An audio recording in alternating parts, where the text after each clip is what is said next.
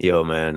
So we're back again for another episode of the Grounded Show, and it's nice little collaboration with Sean Madden. What's the official name of your podcast? I switched it to the Sean Madden The show. Sean I Madden think Show. last year. All right. Yeah. What was it before that? In the hall. In the hall. What was the origin of that? Getting kicked out of class and just like talking shit with it was a whole thing about like when you're in if you get kicked out of class, you're not the only kid in the hallway. There's hallway kids. Facts. You know, like you're just out there because you talk too much, but the kid next to you, like he had a gun in his backpack, or like he stabbed the teacher. Now you got to talk to him for 90 minutes till the cops come get him. Did you ever skip class like in high school? I didn't skip class, but I would just if I showed up to the school like parking lot and I already heard the warning bell like ding ding ding, I'm like, man, fuck this. I just went and got McDonald's breakfast. Yeah. Like if you're gonna be late, at least have some food. You know what I mean? I remember we used to skip class, and it's like when you think about it, it's the stupidest thing because you're still at school, and the whole time you're skipping, you're just trying not to get caught skipping. You know what I mean? Like you're just kind of roaming the halls.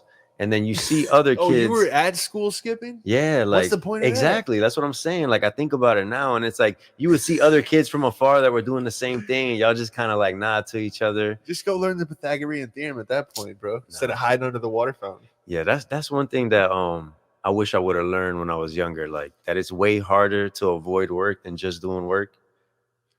Yeah. You know what I mean? Like you just go through so much trying to be lazy that it's like, bro, just do it. It's just better for everybody if you just do it. Yeah, that's true. That's true. For a certain extent, I did golf course maintenance, and trust me, you'll do anything not to shovel sand. How was that? Where was it? Like a high end golf club or like? Oh yeah. This is when I was really down bad, like 9 months ago. For like 3 months, I would get up at like 4 a.m. to go like cut grass, or you'd have a miner's light on your forehead because you have to do it before the first like person tees off. Mm-hmm. So, bro, I'd have to do like Mr. Miyagi circles in the sand with the rake to make it look beautiful. Oh yeah. At like 4 a.m., dog. It's snakes and shit. It's crazy, like thinking about the problems that were probably in your life at that time, and then the guy that went to the golf course probably really was like mad whenever those circles weren't there. You know what I mean? Like that's the stuff that bothered him. Bro, you would see the members and they would all be like, oh, good day. You know, like, because it was like 110,000 just to like sign up. And then you got to pay like $3,000 a month. Yeah. Oh, dude, get some paper towels. No, it's all good. It already happened. I mean, all right, dude. You just gotta let it happen to me. But yeah, man, 110,000 for what? For the initiation fee. For the initiation and then fee? it was like your $3,000 a month dues. Oh they call it. Oh my gosh, bro! 110,000 just to be able to play golf somewhere. Yeah, so you'd be weed whacking, and then you just hear like, woo, woo, woo, like Ferraris pull up, and you're crazy. Like, well. The only thing I know about country clubs is what I see on Curb Your Enthusiasm when they be hanging out in the country club, and they be making them like wear a shirt with a collar when they're inside and stuff like that. They can't have their cell phones out and stuff. I'm like, dang, bro, that's really how it be in there. Yeah, no, it's they don't really play games, man. I mean, they play games, that's the whole thing, but they don't look like they're having any fun. I know what you mean. Yeah. All they're doing is playing games, but they look like they're miserable. They're playing games with mad rules. Yeah. Like you're not just enjoying the game. You're putting mad restrictions on it. Just like it's Karen golf. Like you ever seen people play croquet? Mm-hmm. That's how rich people were there. They like would bring their own mallet and then they wear all white. I didn't know that was a thing, dude. Kind of creepy. Big white like sombrero hats and like all white. It looked like Get Out. It's like, do you think it's just like it's just been accustomed for so long that that's just all they know? Like, you know what I mean? Like they always had money? Yeah, they always had money. They always did things like that. So it's just kind of like, I think so. You know? I feel like you can be so rich you're corny. And that's what they are. Yeah, to a certain point, like and it's like it's happened since the beginning of time, I feel like if you're coddled, you're just a cornball. 100%. You know what I mean? Like it always happens. Like if you got everything and you don't really, you know what I'm saying? Like it's kind of crazy to think that you doing better, you're kind of dooming your future generations. You know what I mean? Because then they don't got to do as much, and then it's like Well, your whole bloodline gets like weaker and weaker. exactly. And now you're seeing like royalty crumble because it's like everyone's on TikTok, you know, and it's like you just act like a king, and they're like, you know what I mean? No one cares anymore, bro.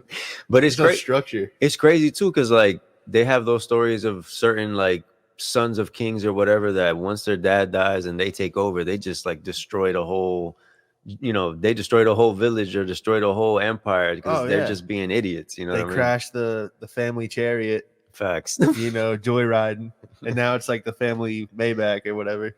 Bro, It's just the same thing over and over. Yeah, it's wild. I was reading about one of the sons of one of the emperors in Rome.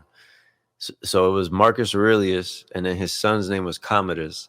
And basically, Commodus was one of those, like we're talking about. Like he was kind of lazy. He was always just had like a whole bunch of prostitutes and stuff like that.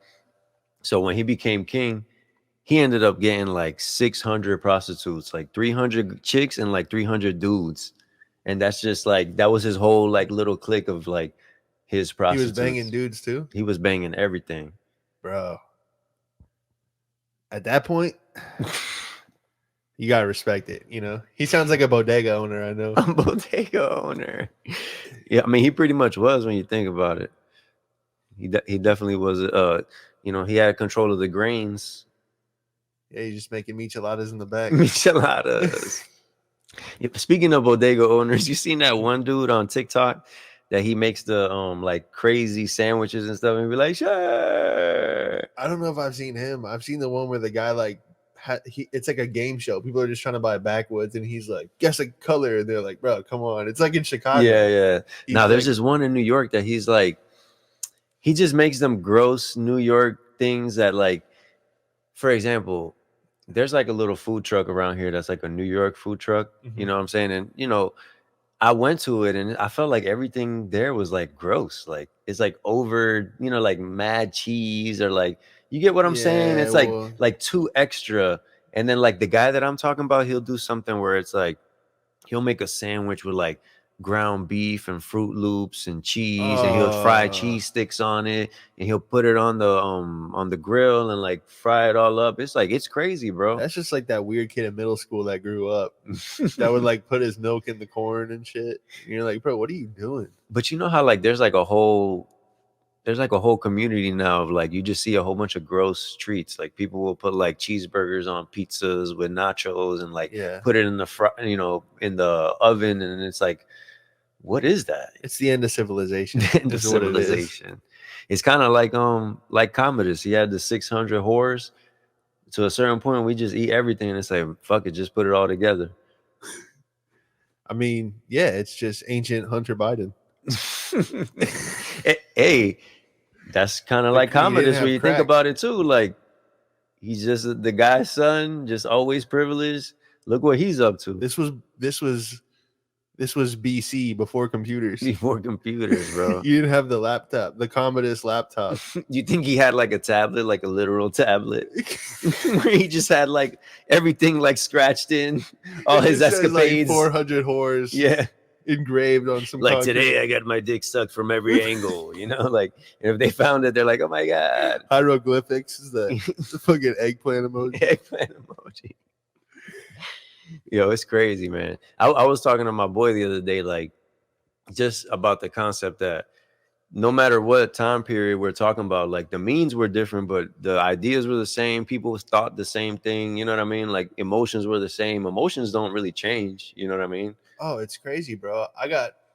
Long story short, I got stuck in a mall in France with like credit cards denying because like I forgot to let them know I was going overseas. So I was just like sitting on a bench in a mall in France and just watching people interact with their kids. And I'm like, it's all the same, dude. They're just slapping their kid with like, with a different accent. And you're like, it's the same shit, dude. Yeah. This kid's fucking up. The kid that runs in the mall falls, starts crying. It's the same. It's just the same. We're all human. Yep. But they just have a dumb accent.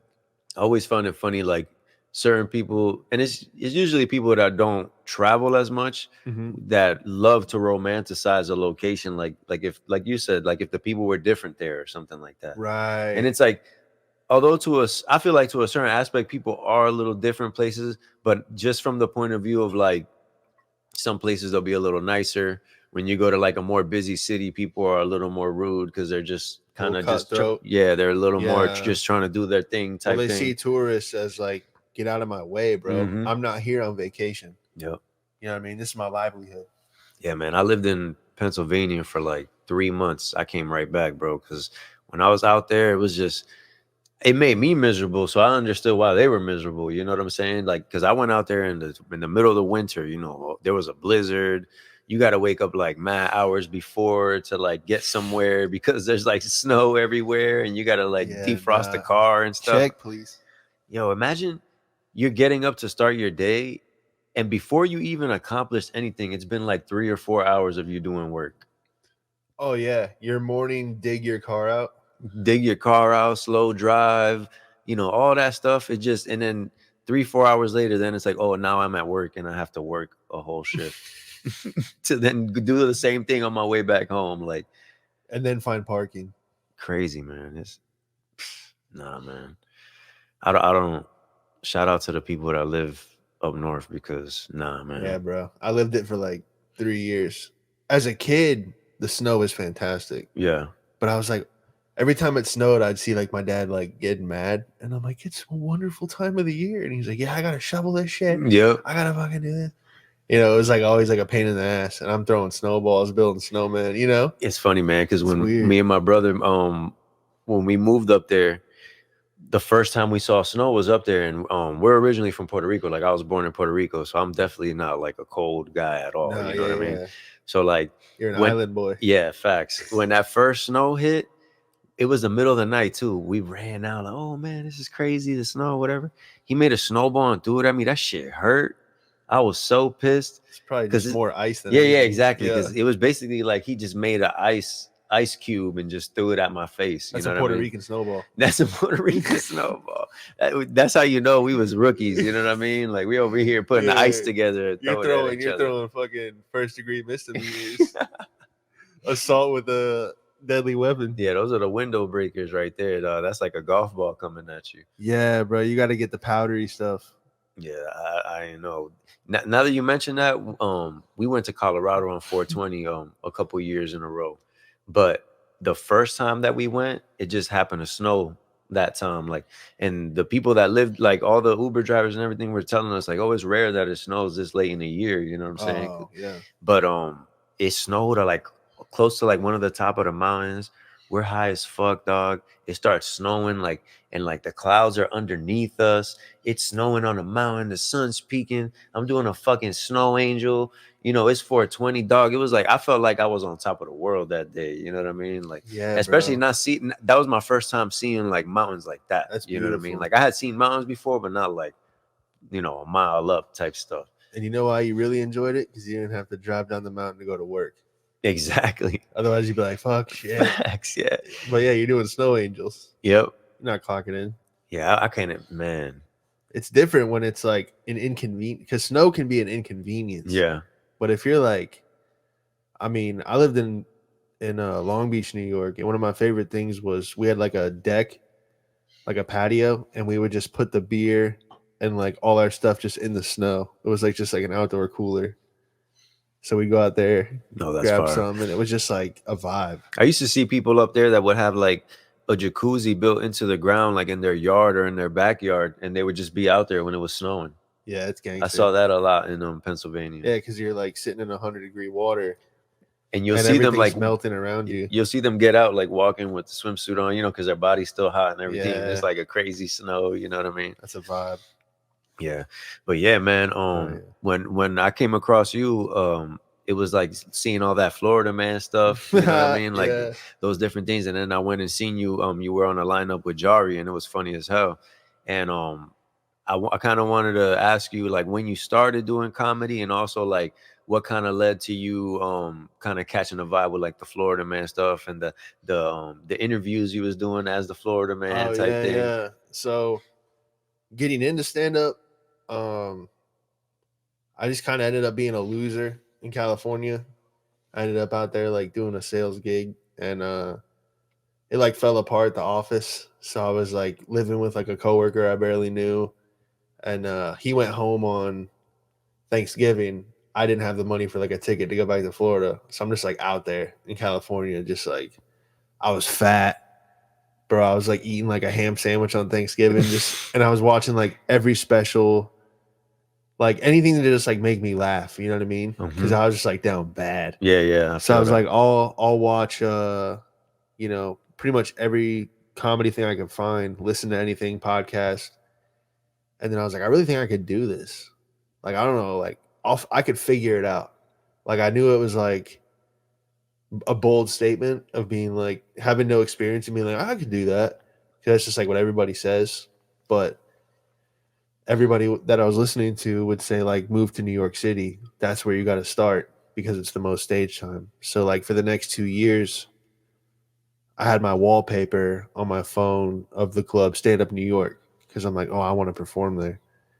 And like just after 2 years, I just like ended up in New York City. Just Were you like, doing comedy in those 2 years or nah, no? bro. I just like I'm gonna start in New York City Mm, because you ever read probably not. I the don't read. 33 Strategies of War? No. So there's this thing called Death Ground where generals would literally put their troops up against mountains to where they couldn't retreat because when your back's like against the wall, you fight twice as hard. So they'd win more battles Yeah. putting them in shitty situations. So there's like a thing to that. So I knew if I just like trap myself in New York City, I'd have no other. Yeah. Sink or It's swim. do or yeah. I'll either make it or just be like the funniest homeless person, you know. And I had like $400 in a Saturn Ion 2003, and just mobbed up there. I remember driving through New York City the first night, just being like, "What did I do?" You drove from I drove from Ohio, Oh, okay. so I was selling alarms in Ohio door to door because that's like door to door sales is what I've always done. So I was in Ohio on a blitz, that's what they call it, and I was just in a neighborhood, and I was like, "Dude, I'm closer than I ever will be to New York City. I'm like 4 hours. I think it was like 4 or 7 hours, something like that." And I left at like 3 a.m. Just fucking dipped on the company. And yeah, I had a hotel in New York for 2 weeks, and I just like figured it out, bro. But it was nuts. And I had the time of my life, dude, taking that risk.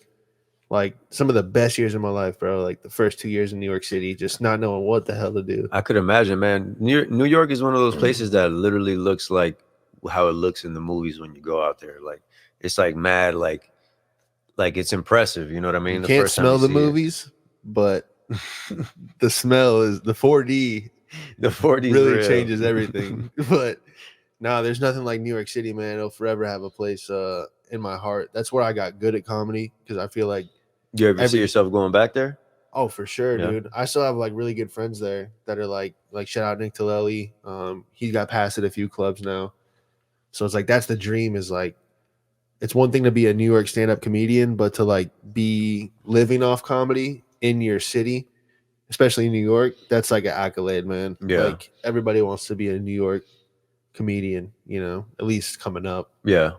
So what's the aspect of New York comedy that's different than the aspect of like Orlando comedy?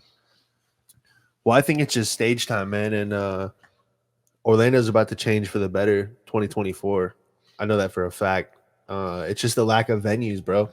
And there's no scene. There's a scene now, but there was no like, there's no other big names. Orlando's kind of a ghost town as far as stand up or like, I feel like a lot of live performance, but I feel like a lot of talented people come out of Florida. It's just, they always feel like they have to leave the state. And I was the same way, bro. Like I never started in Florida. Yeah. But I knew it has a scene and it's growing.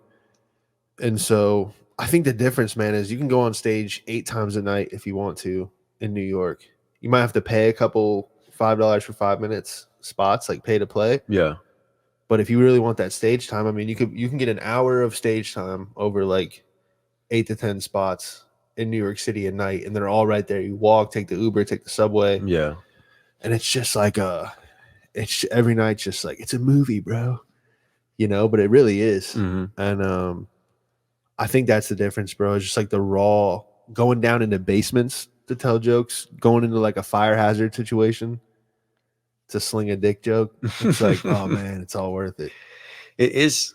I have this like little theory where it's like, I mean, it's not like an exclusive theory, but I always feel like you got to pay the cost no matter what. You know what I mean? Like some people pay, like literally pay the cost by going to school. You know what I mean? Where they're putting themselves in $100,000 of debt to say, this is what's going to pay Yeah, my man. bills and this is how I'm going to go forward.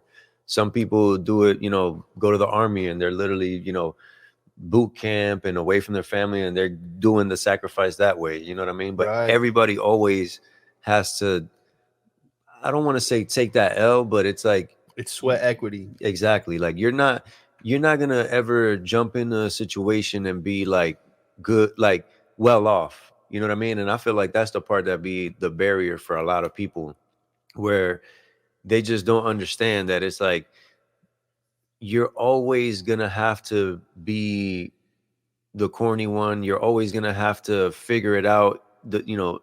Whatever you're trying to do, it's not always gonna land. And that reality is, I feel like, what holds a lot of people back. You know what I mean? Bro, it's held me back, man. Like up until I would say probably like 8 months ago is just being like I don't give a fuck in the sense of like it, even if the next 40 podcast episodes suck, I'm still gonna do them Mm-hmm. because it's just you get better every time, or you come up with a thought or an idea Yeah. that leads to something better. But just being messy with it, man. Like I always thought everything having to be perfect, it just delays your greatness, so to speak, Mm-hmm. because you're holding yourself back at that point. And then kind of like going off of what you're saying, when you're doing the creative stuff, your quote unquote resume is like the things you've done. You know what I mean? And like a lot of creative people don't understand that you never doing anything, it closes doors for you. You know what I Yeah. mean? Because people aren't going to reach out because they see that you're not working. You know Right. what I mean? And if people see that you're not working, why would they put work your way? You know what I mean? Right. And it's like a concept that people kind of don't understand. Like you gotta create some movement for people to want to move with you. You know what I Exactly. mean? It goes back to that thing of if you're just sitting in your car with the flashers on and you're like, oh man, I wish someone was here to help me push my car. But if people see you pushing your car, Yep. they'll pull over and just help you push a stranger's car to the gas station. Facts. That's a perfect A complete analogy. stranger, bro. And it's the same thing. Like I'm 125 episodes or whatever deep into the podcast, and I'm like not being patient with it. I'm like, dude, you've only been doing it 2 years. It's a complete reset. It's just like stand up. Like I'm 7 to 8 years into stand up, but I'm only 2 years into podcasting. So it's not going to be as good as the stand up because it's a completely different format. Mm-hmm. But just building that catalog right now, like even on YouTube, I have 124 more episodes or more pieces of content on YouTube that people are finding as I'm sleeping. So it's like having that catalog, and people want to see the progression, man. Facts. Go back and listen to your favorite podcast or your favorite artist, like first couple songs. You're gonna be like, ooh, Yep. no wonder they didn't blow up at that time. Mm-hmm.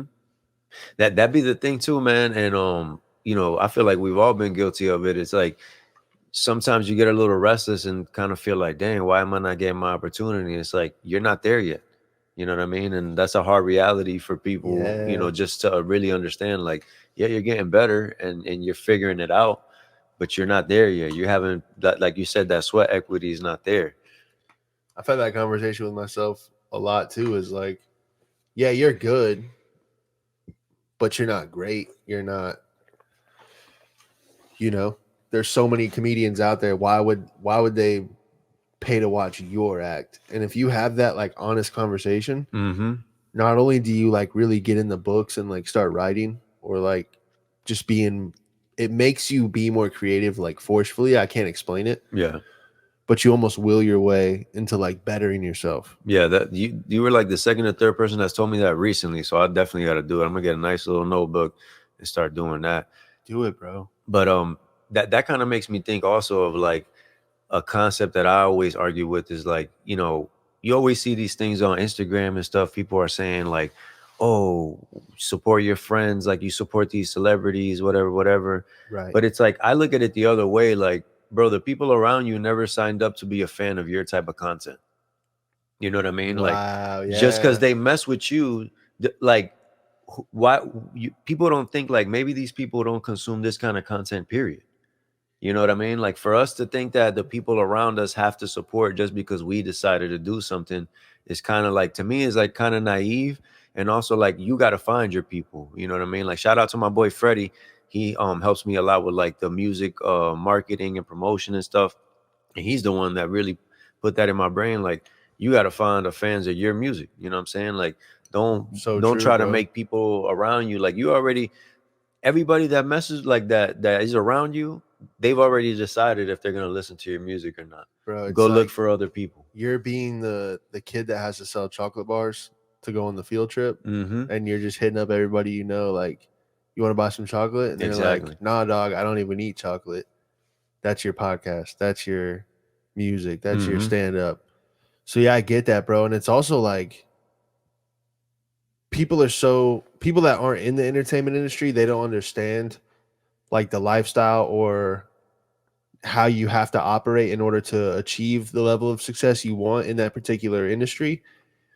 And seeing that is like, I got to be less like, I don't know. People ask me the same comedy question over and over and over again, just like every day or anytime I meet someone new. It's like, so, how do you come up with your skits? Yeah. Do you know what you're going to say when you go on stage? And it's copy and paste for Yeah. everybody. But I got to be more like, I got to just be more understanding of that.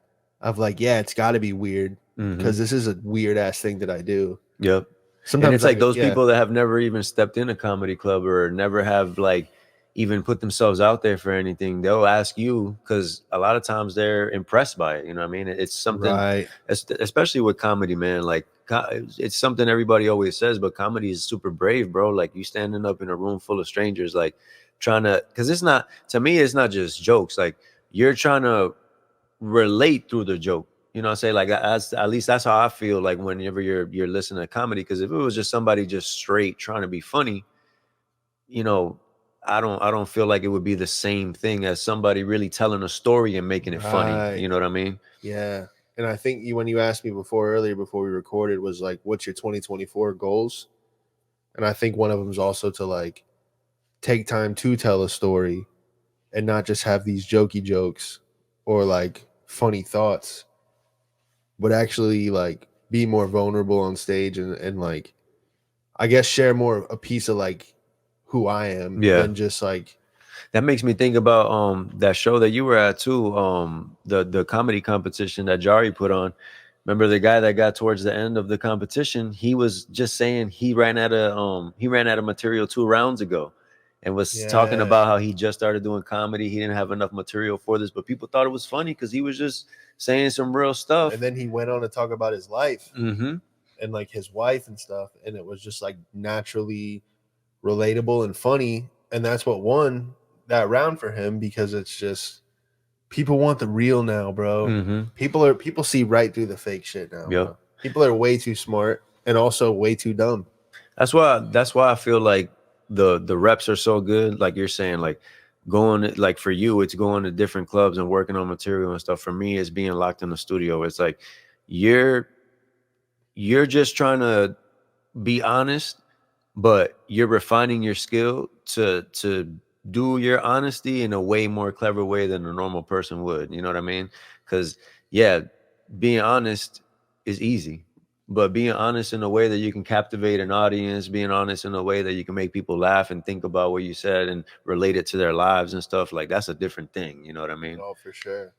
And going back to why you do it in the first place, like I got into stand up because I was like alone and like fucking sad and shit. And I'm like, oh, I want to be adding to the content of somebody else who needs like a laugh Mm-hmm. or someone who's like on the way to work of a job that they hate, but they got that 6 a.m. laugh on the way to work because it's like something I wrote or said.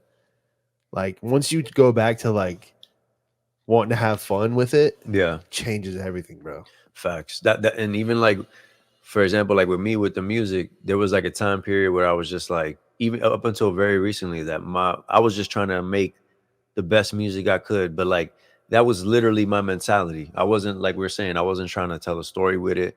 I wasn't trying to think, okay, what vibe do I want to give this? I was just like, yo, I want to make the best music I can. You're And just trying to make bangers. exactly. And then I realized it's like I can't just try to make the best music I can. I got to figure out what's going to be the message with these things, like what are the topics, like what's going to be the twists and turns in the song, like you got to figure out the bones of it first, you know what I You mean? gotta Not touch just their soul, exactly. and they'll feel it too. Like some of the best albums, you're just like you can feel that person really took their time and like made something masterful. So check this out. I want to get your opinion on this because in music they always say that after somebody drops their first album, it's only downhill from there because their first album is kind of like their whole life. Well, it's the sophomore jinx is Yep. what they call it. So do you think that kind of principle translates to comedy? Because I feel like comedy is much less like common that somebody like their first special is like their greatest special. You know what I mean? Like sometimes it'll be like the second or third. You know what I mean? A lot I of mean, for some people only have one special, you know. But I think it's the same way. I think the more money you make in comedy, the less funny you get. it's harder. Um, because after a show, when you get on a private jet, I feel like you know. Hmm. I hope I never mail it in, but yeah, I think the more comfortable you get, the less of your edge is there. Do you think certain people like I always think like Kanye comes to mind? Like, do you ever think some artists kind of subconsciously torture themselves to not sacrifice their art? Because I've always kind of felt like there's certain people that they'll just get to such a comfortable place that they just create chaos themselves because they just kind of like that feeling of the friction. You know what I mean? I think a lot of it goes to self sabotage. You know, like some people are scared of success, and so they'll purposely sidetrack themselves or ruin themselves. Because once you go into that, that's a different. People don't like change, even if it's for like positive change. And I've been a victim of that too. Of like, I've turned down certain business opportunities to not get pulled out of the comedy world. Yeah. And sometimes you sit there broke, or like you get paid $30 for a show, and you're like, "Damn, dog, I should have did the Hmm. financial opportunity." But then you have those guys that are in that looking at and looking at what you're doing, and they're like, "Man, it's so cool that you're like following what you want to do." Because like the money is only a piece of it, Yeah. Money's you a know. funny thing, man. Like I was when I was like in high school, there was like a little time period where I was homeless. Like it wasn't that long, but like it was like something that always put it in perspective for me, like how unimportant money is. You know what I mean? Because when you hit that rock bottom, it's like you kind of really see that like if you go up, you go down. You know what I'm saying? Like you just got to live your life no matter what's going on, and you can always find a way to navigate. You know what I mean? I feel like a Yeah, lot of people kind of lead with their money situation instead of saying, okay, I know I need to do certain things. You know, you need to make changes to get out of it. Let's change up this routine. You know what I mean? right. Instead of just focusing every day, oh, I don't got money. You know, it's kind of like what you were saying earlier. Like you felt down and out and you came up with a plan, you put it in action, and it propelled you to a better situation. Right. If you were just kind of sitting around like, dang, I'm broke. Like this sucks. You know what I mean? Like You you got would to still just be keep in the same. going, bro.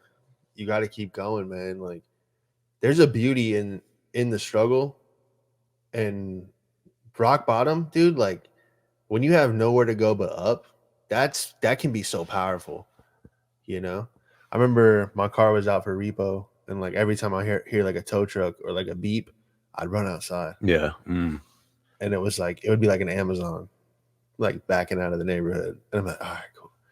I remember like I got my car towed, and then every time I heard a beep, I'd freak out. But then I'm like, nah, I already got my car towed. Yeah, yeah. The worst thing that could happen has happened. But now it's like, all right, let's get another car. You know what I mean? Like, Mm-hmm. you got to just keep going, bro. Like, people are scared to, like, they say, like, 40 grand kills a lot of dreams. Mm. Damn, People are that's scared I to, never heard that. That's crazy. people are scared to just have their, like, back up against the wall, bro. Or, like, the new thing now is, like, oh, if I leave, I won't have health insurance or dental insurance. And it's like, bro, you're going to give up your dreams for dental insurance? Damn, bro, that's crazy that you put it that way because it's really like it's such a low amount of money to just like crush your soul. You know what I'm saying? Like just to agree to just be a little robot. You know what I mean? Like I'm Yeah, gonna take man. this money and just be unhappy. Like, because there's no my thing, bro, is like there's no way anybody could tell me that the present set of situation, like the present situation that we're all in with this working and all this shit, ain't nobody happy doing it, bro. I don't care what anybody says. Nobody wants to go to work like that. You know what I'm Hell saying? no, bro. Everybody wants to. I feel like everybody does want to accomplish something in their day and feel like they did something, Mm-hmm. but everybody don't want to be going to work, dog. So it's like you said, man, so many people just agree to just be a part of that situation and have, you know, somebody they don't respect telling them what to do. And you know what I mean? It's just kind of crazy to me, man. Like it always kind of blows my mind that people don't realize how much in control they are of their own life. You know what I mean? Like it's your life. You're the one making the decisions. You're the one choosing the path. You choose how people treat you. You choose how you treat people. And for you to just maneuver yourself into like a corner, it just doesn't make any sense to me, you know? It's your avatar, dude. Like, when you start looking at it as like you're just in this thing, like you can really go and get it. Mm-hmm. Like you really can. But I feel like we're in it to do it the best that we can. You know what I mean? Like it's just like I said, bro. It'd be wild to me think about people just not even thinking outside of their day to day problems. You know what I mean?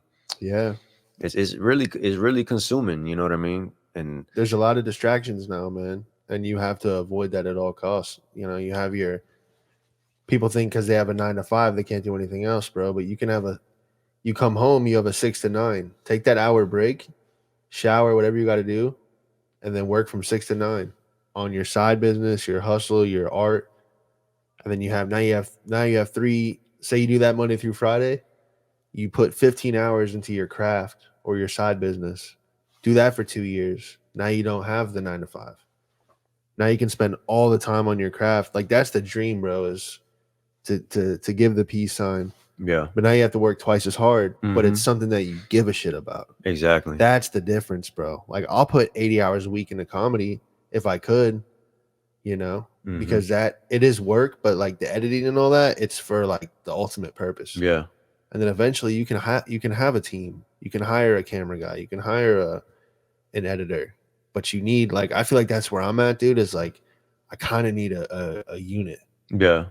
And it kind of goes back to what we were saying earlier. Like, if you don't create that motion, nobody's going to want to help you out. You know what I'm saying? Like, people don't want to, most of the time, people don't want to get you off the ground. They want to help you elevate. You know what I mean? Like, Yeah. and that's the thing. Like, it's exactly what you said about pushing the car. Like, you got to push the car yourself if you want anybody to help you, you know? Like, yeah, not many people go 0 to 60 with you, but like 60 to 100, Mm-hmm. they'll like haul out. You know what I mean? Like, let's do it. Like, let's go. Yep.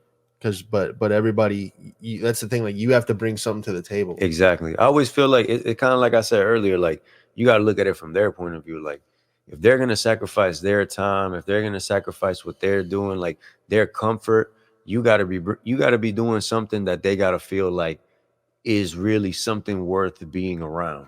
And You know what I also, mean? like, this is the thing that people don't realize is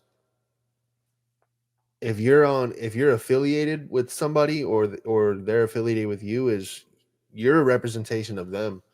So if you're like, if you're like sloppy, not showered, out of shape, like no one's gonna want you in their crew, Yeah. regardless of, oh, you're funny or you're talented. It's like you got to come correct. Yep. Like you have to have, everybody has to be on point. Exactly. That's what You it know? is. You got to be on point, and that's the hard part for a lot of people, just because of the work that comes along with it. You know what I Yeah. mean? I always think about this thing Andre 3000 said on the Rick Rubin podcast a long time ago. It was like not a long time ago. It was probably like 4 or 5 years ago by now. But he was basically just talking about with making music.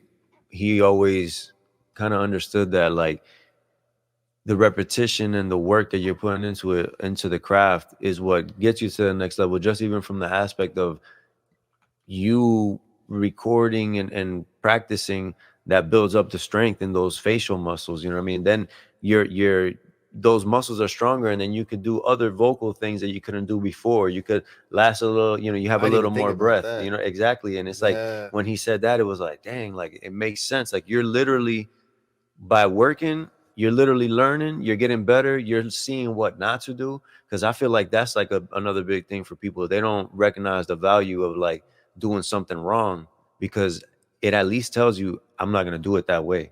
And you're eliminating it off the bat.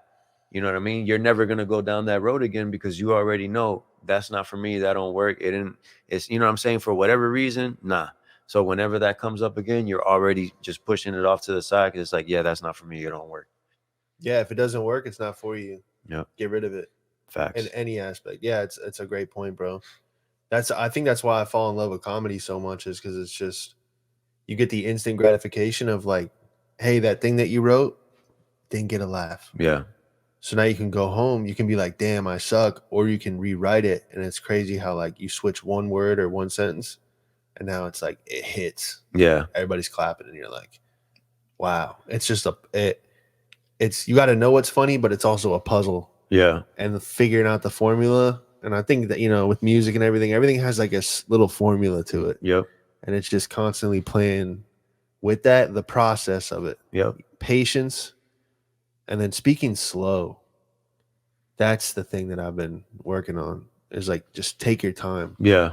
When you take your time, people see like, okay, he's like in the pocket. Like, Yeah. People can read you like that, bro. Mm-hmm. Yeah, that is definitely a good point. Like when people recognize that you're like seasoned, you know what I mean? They kind of perk up a little bit, because they know they're about to hear some shit, as opposed to like, feeling the amateur vibe. Yeah, the body language, man. Mm-hmm. Psychology. That's the one thing I wish that if I did go to college, I would just take like a year of psychology. Just even if it was like the basics. Yeah. Because like I've been in sales for a long time, and I'm just so fascinated, bro, how like the human mind thinks of stuff. Yo, speaking about like stuff that works, the way you kind of came across my radar before I seen you at the show that you and Jari were on, was the Florida Man stuff that you were doing. Would you say that that's like directly tied to like where you grew up, or? In a way, yeah. So I moved to Bradenton when I was young, and it was just like cows, and you could smell, if it was a windy day, you could smell the cow shit, like on that kind of level. Yeah. Well, like we moved there when I was like 11, and it was like a culture shock, because I had grew up in like DC area. Okay. So yeah, I would make fun of like, I was the only one in school that wasn't wearing a camo jacket. I didn't go hunting. Yeah. I didn't have a big truck. Never like was into that. Now I think it's like hilarious, but yeah, I was in LA, man, and I ordered the Florida Man hat. It was like it's a camo hat with a mullet attached to it. Okay. And I was gonna go to Rodeo Drive, call it Rodeo Drive, because that's just what it is. Yeah. And I was gonna like ask where like the gun shop or the pawn shop or the Bass Pro, to like a bunch of rich people, or like a bunch of Persian people and shit, and just cause a scene, you know what I mean, down there. And pandemic happened, so now I just have like this mullet thing. And I was like, I'm gonna do the Florida Man, and my friends were telling me out there, they're like, Florida Man is like, that's the character, bro, like that's the way out. And I'm just like, whatever, it's a fucking mullet hat. But then yeah, like I would just play around with it, and I started making sketches, and then like I put a few TikToks out, and they got like a couple million views and stuff, and I'm like, all right, there's something here.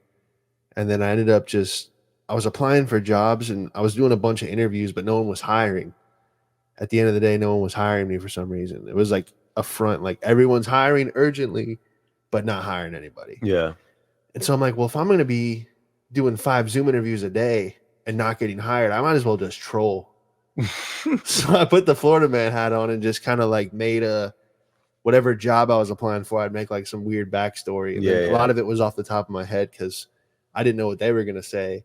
So I'd play off of them, and it was like, it's just fun, dude. And I might do a bunch more. That's all people want from me now. Yo, it's funny because it's funny you saying that. It made me think about it. Like all the times that I've gone to California, they like know right away you from Florida. Like they hear it in your voice. For some reason they know it from your outfits.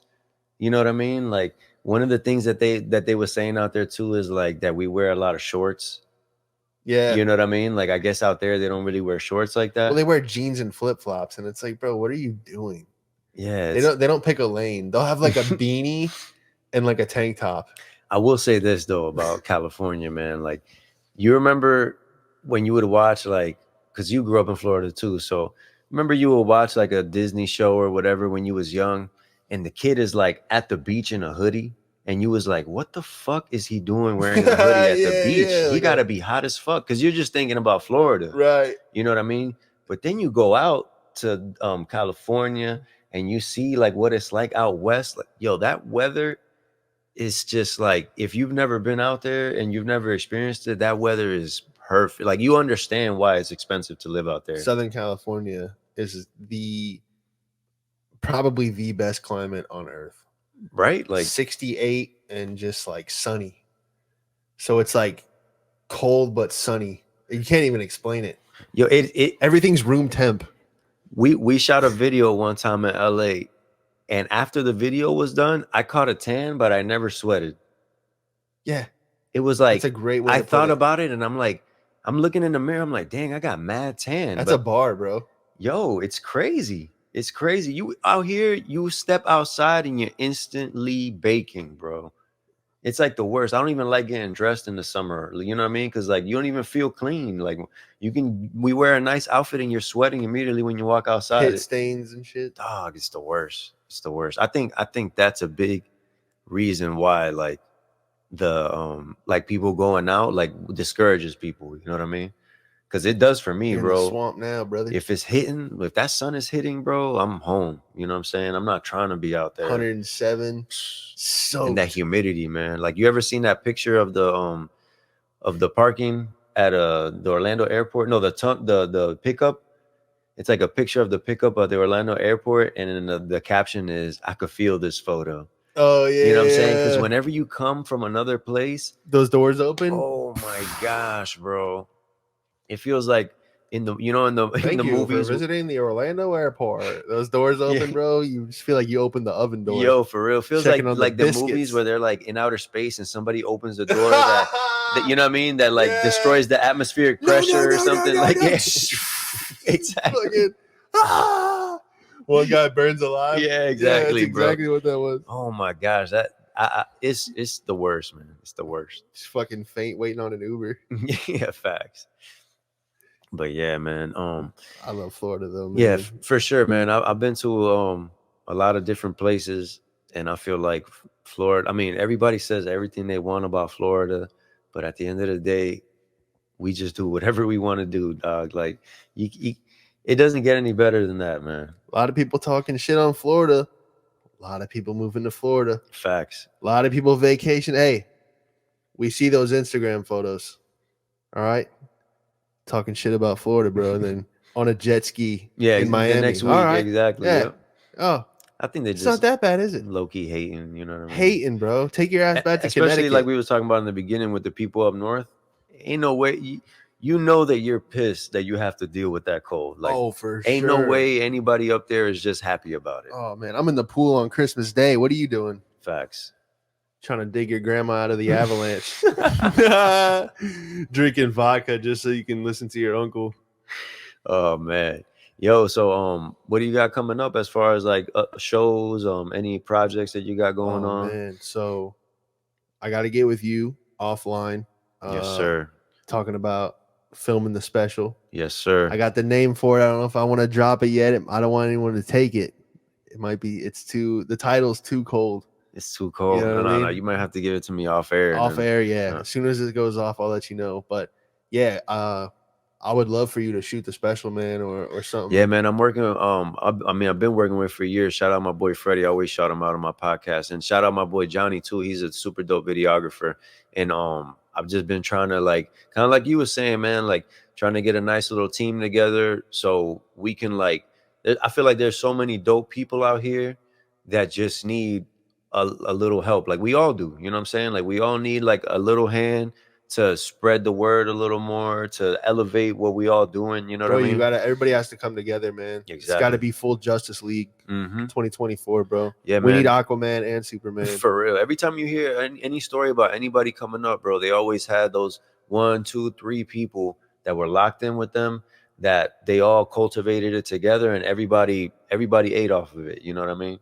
Oh, 100%, bro. You need, it's also your graduating class. Like if you notice, like a lot of, I hate to say the word, but like celebrities will come out at the same time. Yeah. It'll be like the same 8 people pop within a year of each other.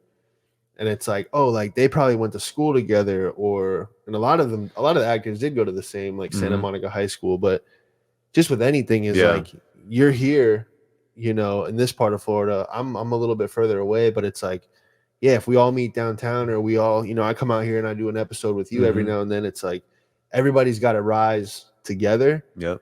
And that's the thing. Like if I'm a fan of you, you're a fan of me, like the people that like our shit are gonna like each other's just off principle, bro. Because like anyone I meet that's friends with Jari, I'm like instantly, you know what I mean? It's just, that's the immediate vibe, is like, yeah.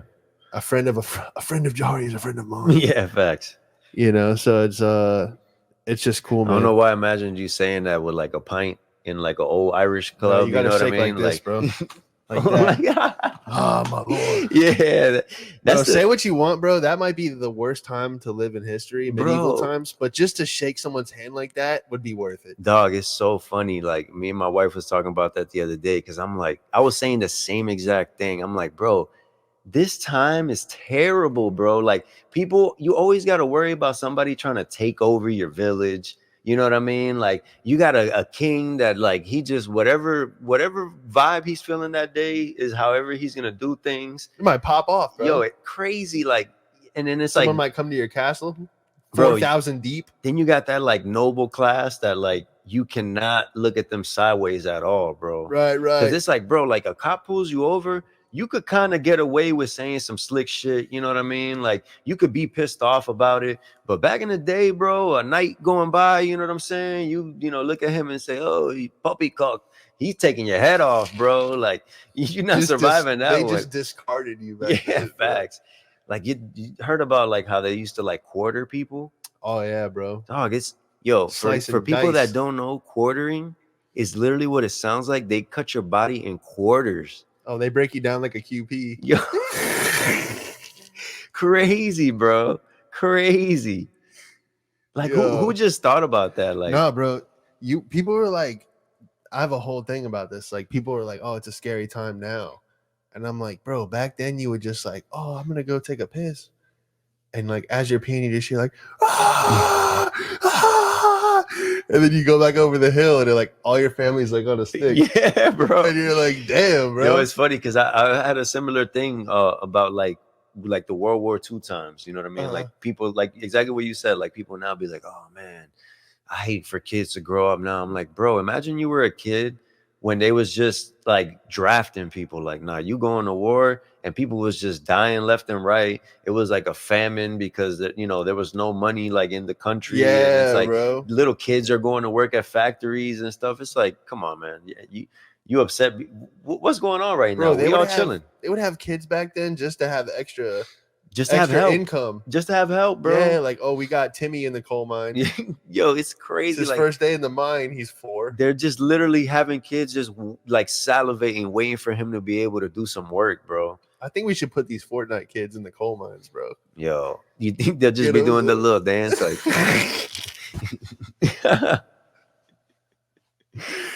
Oh shit. But nah, I definitely agree. Like, I don't think that we're in like that crazy times. Like everybody's just saying crazy shit. You know what I mean? Like look, here's the thing, bro.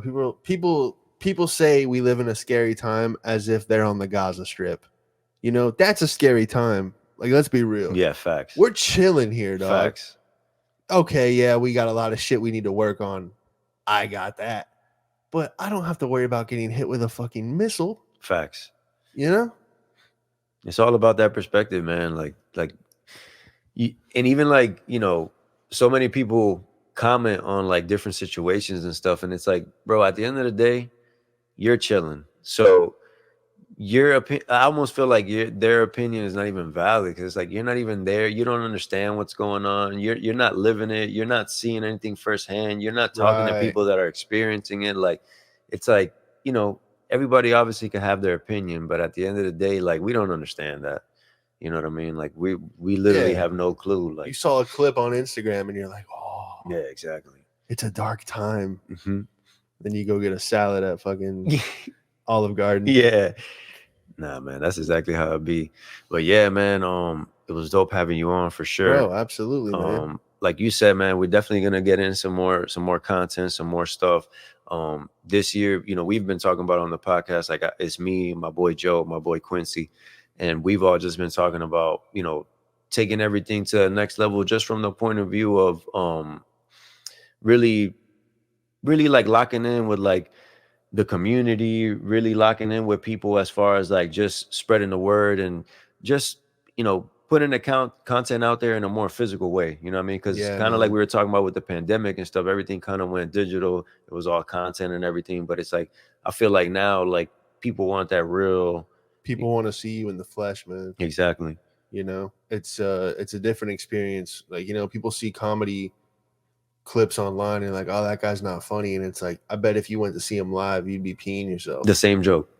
It'd be the same joke you see on a TikTok if you was there and caught the vibe. It's the energy, bro. We're not supposed to consume live art through a 7-inch screen or whatever it is, you know. Even a TV screen, it's not the same effect. Yeah, facts. Completely different, bro. I always think about, like, you saying that makes me think of Donnell Rollins. Like, I saw him at the Improv one time, and I always heard how Dave Chappelle says that, like, he's the best stand-up that he's seen. He's so damn funny, bro. When I was just floored with how funny it was. You know what I mean? And it's kind of like you said, sometimes it just don't translate to TV the same way. He's always been funny. Yeah. You know what I'm saying? But seeing him live, bro, and I've seen a lot of comedians live, you know what I'm saying? Like, and I mean, I've seen D.L. Hughley, freaking Charlie Murphy before he passed, Eddie Griffin, Cedric the Entertainer. Yeah, like, you're like a true appreciator of the art. Yeah, I love comedy, bro. I love comedy. And I really like Comedians in Cars. You know what I mean? I always catch that. I love that show. Yeah. But yeah, and Donnell Rollins was just one that I was like, dang, bro, this was so freaking funny. Like, he really is like one of the funniest stand-ups I ever seen. Like, and that's the thing, bro. The people that truly work on the craft and aren't making the sketches and the little like memes and shit, like, you go see them live, you're like, oh, that's where they've been putting the work in. But sometimes the real, true, raw work doesn't get rewarded. Yeah. So you got to play the game of like, you know, like, I'm not a big fan of the Florida Man interview. Yeah. Like, I think some of them are funny, but it's not what I want to do. No, like, I feel that, because there's always that little dance between like stuff that you know works and the stuff that you really want to do, and kind of find like a balance in that. Especially with music, like, music is very like, there's a specific formula if you want to be successful in a certain way, that you can follow that formula, and it's almost not a guarantee, because nothing's a guarantee, but it's almost like if you work hard at it and do it, you can get in that lane. You know what I mean? And it's like kind of navigating where, like, okay, where do I fit in though? You know what I mean? Right.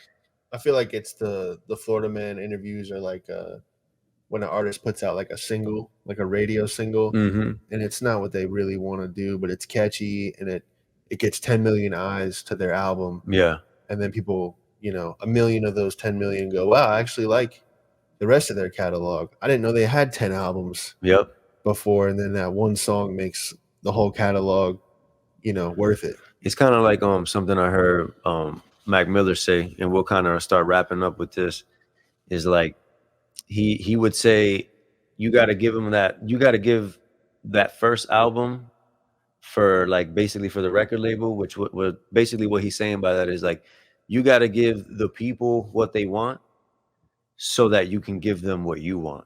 You know what I And mean? that's the hardest thing to do, bro. And it's like it's kind of like an exchange. It's like, hey, all right, I'm giving you the content that you want from me. Here it is. But now this is what I'm coming with next. Hopefully you've gained enough trust in the fans that they're gonna give that thing a chance. You know what I mean? Right. And it's that little dance. It's that one for you, one for me. Exactly. So I feel like, yeah, if 3 million people see the Florida Man video, the next video they watch is my stand up, and they go, oh, this guy has more than just a character. He can actually go up there with just a mic and do his thing, you know? Yeah. And if that's the billboard or the ad, quote unquote, to get them to come see me live, then we'll do that, bro. Because as long as it's making people laugh, that's my goal. Yeah. Even if it's something that I'm not a big fan of. And everybody make sure they tap in with Sean too, man. Because I don't know if we were talking about it on the show or off air before, but like the comedy scene in Orlando is just like, bro, there's so many shows going on that are so funny. A lot of people that know me, know Jari too, so it's like they know that he's doing this thing, but it's like, bro, like y'all got to actually come out and see these shows. You know what I mean? Because it's a vibe. Yeah, man. If you haven't seen me live, man, I've been really working. I feel like I'm happy with where I'm at. Obviously, I want to keep growing, but yeah, man, guys like Jari, shout out Cam Patterson, man. I'm going to be out in California. Oh, yeah, nice. He's got me on some of his summer tour, so I'm grateful for that, and it's cool to see him. You opening for him in the Improv as well, right? Or did you already December do it? 14th, December man. 14th? Yeah, shit, dude. I'm going out to Austin. I got a show at Roscoe's Comedy Club the 13th, and the next morning I'm flying back with Jari because we got a show that night. Nice, 2 shows man. opening for Cam, man. Love to see it. He's selling them out, bro. Orlando's own. And yeah, it's cool, bro. I've always said this, man, and sorry I keep dragging it on. No, go ahead, bro. I always make the joke, I don't mind being and friends. So I say like Cam Patterson and friends, like Jari and Sean Madden and friends. Like as long as someone's on the billboard, bro. Like, yep. And I'm opening. Like I seen that's Cam cool, on Kill bro. Tony, man. He's funny, bro. He's funny. Bro. I haven't checked him out. Like I gotta check him out. I'm trying to make it out to that second because y'all added a second show in Orlando, right? Yeah, bro. The first one sold out in like 2 I wasn't hours, able to bro. get the tickets. Yeah, so he added a second one. I'm sure we'll have more details. Yeah. But yeah, stay watching my story at I'm Sean Madden on Instagram, YouTube, same thing. And dude, plug your stuff too, because if we're gonna do it, yeah, for sure, man. Check me out on Instagram at lester.wav. My website is lesterwav.com. Check out my music. I'm 2024. I'm just focused on pumping out a lot of music. Last year was just more like trying to get my name out there. I just dropped like my Spotify rap stats, and I hit like 511,000 streams just on Spotify. Man, congrats. Yeah, that's man. Huge numbers, bro. It's been super dope. Just like feeling that growth from putting that work in. You know what I mean? Yeah, man. You'll always be rewarded for the work you put in, bro. Facts. Whether you don't see it now or in 5 years, you will be rewarded for taking that first step or that third step. It's all to get to that next thing, man. So yeah, bro, super proud of you, man. Like that's some serious numbers, and I look forward to seeing it's all going up from here, man. Absolutely, and bro. You know the handshake we got to go out with, right? Oy. Yeah, bro. You know why they did that, right? What? It was to see if they had a knife on them. Oh shit. Yeah. Nah, I didn't know that. That shit's gangster though. That is though. And yeah, man. Shit, I had one final thing. Go ahead. Oh, be on the lookout for I think we might be using some of your samples to intro, outro the show. Yeah, man. I'm definitely gonna. I have a whole bunch of different vibes that I could send you to see what kind of fits your style. And I'd love that. We'll definitely man. do that. Just a nice intro song produced by you. I think that'd be great. I had another guy that wanted to do it, but life gets in the way. Yeah. But if I had like one of your originals or something, or just a clip of your song, I think that'd be a vibe, bro. And, yeah, I would love to do more episodes, have you on the show. Yeah, for sure. I'm super down, man. Like I said, this year I'm all about creating. Because I'll drive out here to record once a week, bro. If we want to do, I thought that was, Yeah, I'll be down too, bro. I'll be down to pull up on you too. I know you're doing by the pool. It's a nice little vibe out try there. to do it there, when they're not mowing the lawns. Yeah, that's true. That's true. Like a helicopter. Yeah, man. I used to go to a studio that they had like a rock band that would come like every once in a while to practice in the room next door. Yeah. And whenever they came, it was like I couldn't record, or I would have to wait in between their clips, you know, in between their takes, you know. Yeah. And they were like a heavy metal band, you know. I'm in the You can only recording booth. soundproof so much. Yeah, bro. It was couldn't stand that, man. Damn, bro. But yo, thanks for having me on, man. Yeah, for sure. And, We definitely gonna do a lot more, man. And me and Jari been talking. I'm definitely looking forward to doing some more work with Jari and content with him. Like I said, man, I feel like y'all definitely doing y'all thing, and this year is gonna be dope, man. big things on the way, bro. Facts. Big things. Y'all stay tuned. For sure. We'll see y'all soon. Stay butter.